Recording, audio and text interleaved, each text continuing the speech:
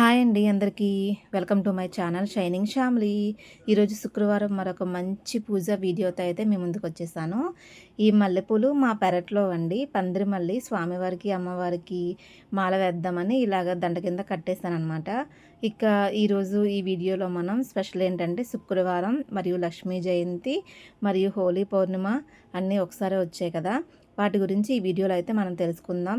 ఇంకా ఈరోజు గ్రహణం కూడా ఉంది అంటున్నారు కదా! ఆ విశేషాలు కూడా తెలుసుకుందామండి. So don't skip the video అయితే స్కిప్ చేయకుండా చివరి వరకు చూడండి.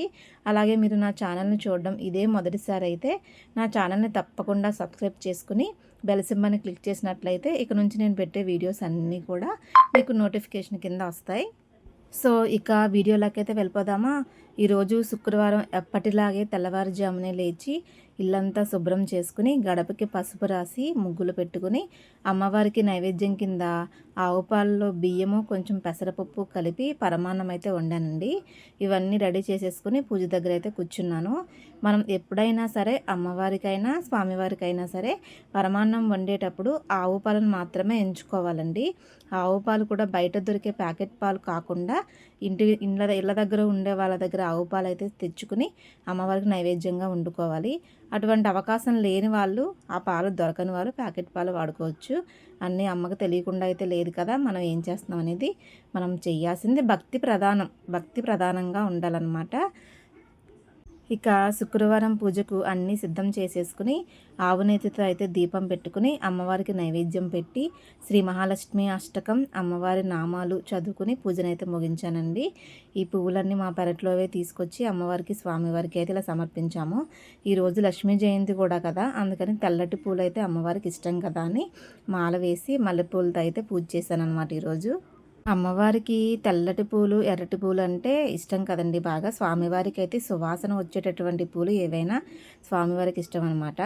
ఆ రంగు ఈ రంగు అనే కాదండి, ఈరోజు లక్ష్మీ జయంతి కదా, అమ్మవారికి అవి పెడితే బాగుంటుందని ఆ పూలైతే సేకరించి ఈరోజు పూజ అయితే శుక్రవారం పూజ అయితే అలా చేసుకున్నాను అనమాట నేను. లక్ష్మీ జయంతి అంటే అమ్మవారి పుట్టినరోజు కదండి, అందుకని ఆమెకి ఇష్టమైనటువంటి పరమాన్నం వండి తెల్లటి పూలు ఎర్రటి పూలతో అయితే పూజ చేసుకుని అమ్మవారికి కుంకుమ పూజ చేసి అష్టోత్తరాల నామాలు అవి చదువుకుని ఈరోజు పూజ అయితే ఇలా ముగించేశాను. ఈరోజు పౌర్ణమి కూడా ఉంది కాబట్టి ఈరోజు శుక్రవారం సాయంత్రం కూడా అమ్మవారికి దీపారాధన చేసి బెల్లంతో చేసినటువంటి నైవేద్యాన్ని ఏదైనా సమర్పించి పూజ చేసుకోవాలండి. పౌర్ణమనే కాదండి, మామూలుగా ప్రతి శుక్రవారము కూడా సాయంత్రం దీపారాధన చేసుకోవడం చాలా మంచిది. వీలైన వాళ్ళు ప్రతిరోజు చేసుకోవచ్చు, లేదంటే కనీసం శుక్రవారాలు అయినా సరే సాయంత్రం ఇంట్లో దీపం పెట్టడానికి అయితే ట్రై చేయండి.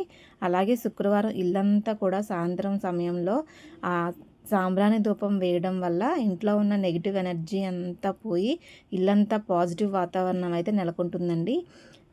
ఈరోజు హోలీ పండుగ కూడా ఉంది కదా, చిన్న పెద్ద తేడా లేకుండా చక్కగా అందరూ కూడా హోలీ పండుగ జరుపుకోండి. రసాయనాలు కలిపినటువంటి రంగులు అయితే వాడకుండా మనకి ఎటువంటి హాని చేయని రంగులను అయితే వాడి ఈ పండుగ అయితే జరుపుకోండి.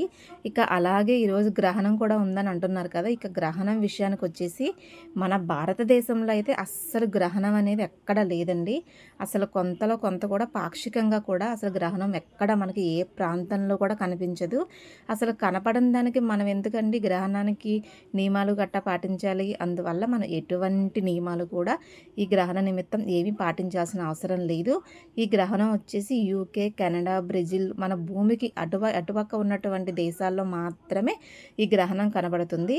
అక్కడ ఉన్నటువంటి మన భారతదేశానికి సంబంధించిన వ్యక్తులు అనేవాళ్ళు ఈ గ్రహణ నియమాలు పాటిస్తే సరిపోతుంది. వాళ్ళు అక్కడ ఉండి మనకు అసలు ఏమాత్రమో కనపడదు కాబట్టి మనం ఎటువంటి నియమాలు పాటించాల్సిన అవసరం లేదు. గర్భవతులు కూడా ఎటువంటి నియమాలు కూడా పాటించవలసిన అవసరం లేదండి గ్రహణాన్ని సంబంధించి. అందువల్ల ఎటువంటి భయాలు పెట్టుకోవాల్సిన అవసరం లేదు, ఏ నియమాలు పాటించక్కర్లేదు. ఇక ఇదండి ఈరోజు వీడియో. మనం శుక్రవారం అని, లక్ష్మీ జయంతి అని, హోలీ పౌర్ణిమ అని ఏవేవో పూజలు ఏవేవో పరిహారాలు అయితే చేయాల్సిన అవసరం లేదు. మనం ఏది చేసినా అమ్మకి చెందాల్సింది ఫస్ట్ ముందుగా భక్తి. మనస్పూర్వకమైన నమస్కారం చేసుకుని అమ్మవారి భక్తితో చిన్న నమస్కారం చేసుకుని చిన్న బెల్లం ముక్క పెట్టినా ఆవిడ స్వీకరిస్తుందండి. అంత చక్కగా అయితే పూజ చేసుకోవాలి. చక్కగా ఎప్పటిలాగా అమ్మవారి పూజ చేసుకుని మనం చేసే పనిలో భగవంతుని వెతుక్కుంటూ చక్కగా ఆయన నామస్మరణ చేసుకుంటూ మనం ధర్మబద్ధంగా ఉంటూ ఆపదలో ఉన్నవారిని ఆదుకుంటూ ఉంటే ఆ స్వామి అమ్మవార్ల అపారమైన కరుణ మన మీద ఎప్పటికీ ఉంటుందండి. సో ఇక వీడియో అయితే మీకు నచ్చిందనుకుంటున్నాను. నచ్చితే లైక్ చేయండి. మీ ఫ్రెండ్స్ అండ్ ఫ్యామిలీ మెంబర్స్ అందరికీ షేర్ చేయండి. అలాగే నా ఛానల్‌ని అయితే తప్పకుండా సబ్స్క్రైబ్ చేసుకోండి. ఇప్పటికే చాలామంది సబ్స్క్రైబ్ చేసుకోకుండా చాలామంది చూస్తున్నారు. సో ఇలాంటి మంచి మంచి వీడియోస్ అన్ని నేను ఇంకా పోస్ట్ చేస్తాను. ఈ వీడియో అయితే మీకు ఎలా నచ్చిందో కామెంట్ సెక్షన్‌లో అయితే కామెంట్ చేసేయండి. So thank you for watching friends. Bye.